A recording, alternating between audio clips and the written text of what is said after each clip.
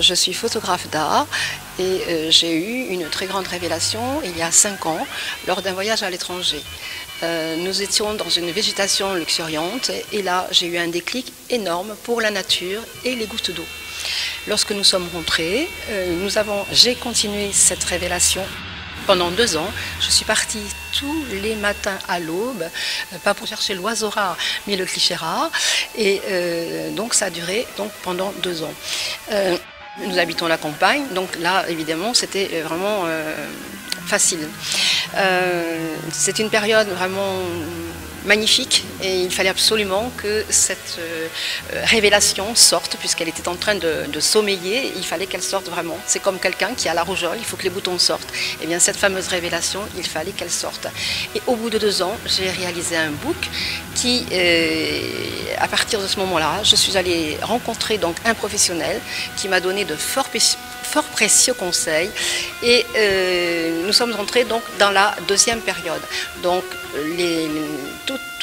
tous les tableaux que vous voyez sur ce mur là-bas, donc c'est la 2e période, le monde de l'abstrait à partir de l'eau, des reflets et des couleurs. Alors que la 1re période, c'est donc la nature et les gouttes d'eau. À partir des grands formats que vous avez ici, nous entrons carrément donc dans la 3e période, dans le monde du grand art, c'est-à-dire cette exposition s'appelle Un autre regard. Pourquoi un autre regard? Mais tout simplement parce que nous avons vraiment un autre regard de la photographie d'art. Effectivement, et c'est tant mieux pour le visiteur, et c'est tant mieux pour moi, ce qui se passe depuis ces 5 ans, puisque chaque année, il y a une évolution, il y a des révélations, et tout va crescendo. Donc c'est vraiment merveilleux.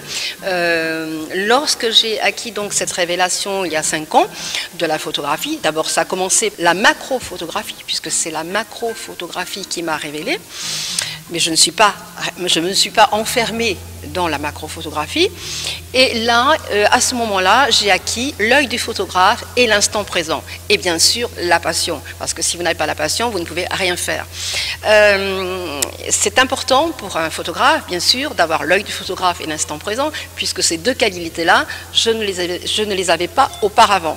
Donc, il y a quelques années de cela, je faisais des clichés comme monsieur et madame tout le monde, mais rien de particulier. Il a fallu que j'ai cette immense révélation pour que tout cela arrive. Mais par contre, dans ce parcours, il y a 2 autres qualités qui ont été rajoutées, auxquelles je ne m'attendais absolument pas. C'est donc le mystère, puisque dans certaines de mes réalisations, il y a le mystère et vous avez le mystique.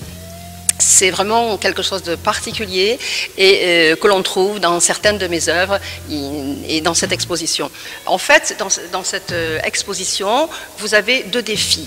Le premier défi, ça a été saxophone, que vous avez ici, sur ce côté-là. Saxophone, évidemment, il ressemble à un saxophone, mais ce n'est pas un saxophone, c'est uniquement de l'eau, des reflets et des couleurs. Vous savez que les artistes, on est très tourmentés et on n'est jamais suffisamment satisfait de nous-mêmes. Il faut toujours qu'on fasse plus et mieux. Et un jour, j'ai dit, voilà, je mettrai le temps qu'il faudra, mais je réaliserai quelque chose d'extraordinaire. Et le jour où j'ai réalisé saxophone, eh bien, j'ai douté de moi pendant 1 an. Donc pendant 1 an, ça a été vraiment très difficile, une période très très difficile.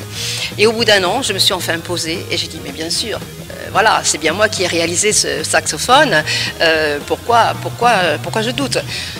Lorsque j'ai commencé mes premières expositions il y a 4 ans, vous savez que quand on commence petit, donc j'ai des saxophones à ce moment-là étaient en petit format. Et j'ai des photographes qui sont venus me voir, qui ont analysé saxophone et qui m'ont dit « Madame, vous verrez, un jour vous vous souviendrez de nous ».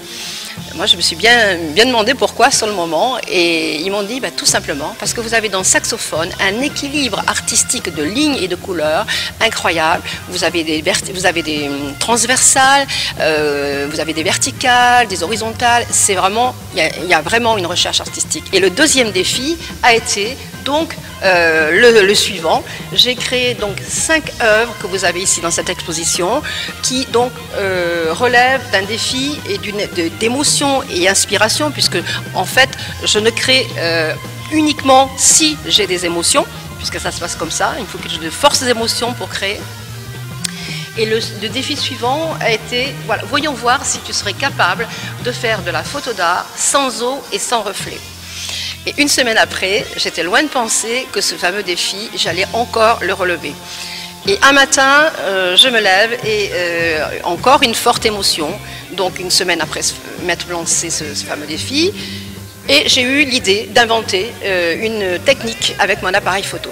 Je dis appareil photo parce que ça s'arrête absolument là. Et là, vous avez donc dans ces tableaux qui sont ici, donc devant vous, vous avez ici l'amour caché. Donc la seule présence, donc c'est la rose et la branche, le reste c'est technique. Dans Anémone de mer, vous avez la seule présence, c'est la fleur, le reste c'est technique. Pourquoi Anémone de mer? Eh bien, tout simplement puisque ça fait penser à un fond sous-marin. Donc ça, donc ces deux-là, c'est vraiment, il y avait une présence de quelque chose. Et concernant ici la dame au ruisseau que vous avez ici, là vraiment, on rentre dans la partie du mystique. Voilà, donc là c'est quelque chose de particulier, une découverte. Mon mari a découvert un ruisseau magnifique l'année dernière en promenant notre chien, et puis là il m'a amené, il m'a dit écoute viens vite, c'est un ruisseau d'une beauté magnifique, je suis sûre que tu vas trouver ton inspiration. Là je suis arrivée devant ce ruisseau et là il y avait des luminosités particulières, ce ruisseau était vraiment magnifique. On se serait cru dans un conte de fées, vraiment. À ce moment-là, j'ai eu comme une espèce d'extase et j'ai vu dans mes yeux comme une peinture. Je ne voyais absolument pas de photo. Et à ce moment-là, j'avais mon appareil photo à ce niveau-là, j'ai déclenché. Et la grande surprise, ça a été de voir les branches, les feuilles, le ruisseau, complètement fondu en une peinture. Donc ça a été la première surprise. Et la deuxième surprise dans ce tableau qui s'appelle La Dame au ruisseau, eh bien, ça a été la partie supérieure colorée que vous avez en haut, qui ressemble comme à un personnage. Et maintenant, je dirais même à une dame, puisque de temps en temps, j'écoute mes visiteurs, et mes visiteurs m'ont vraiment convaincu que effectivement, on voit comme une dame, effectivement. Donc, je l'ai débaptisé et il s'appelait avant Le Ruisseau et maintenant, il s'appelle La Dame au Ruisseau. Et à côté, un petit peu plus loin, vous avez tout de suite la suite de La Dame au Ruisseau. C'est le deuxième cliché que j'ai réalisé, donc tout de suite après. Et on voit bien dans ce deuxième cliché qui s'appelle L'Oiseau, qui est magnifique, on voit bien que là, la vision est en train de s'estomper. Il fait nettement moins peinture que le premier. Mais par contre, ce que l'on peut constater, c'est la partie colorée que vous avez dans L'Oiseau, que l'on retrouve dans La Dame au Ruisseau, et qui est en train de partir dans le ressac.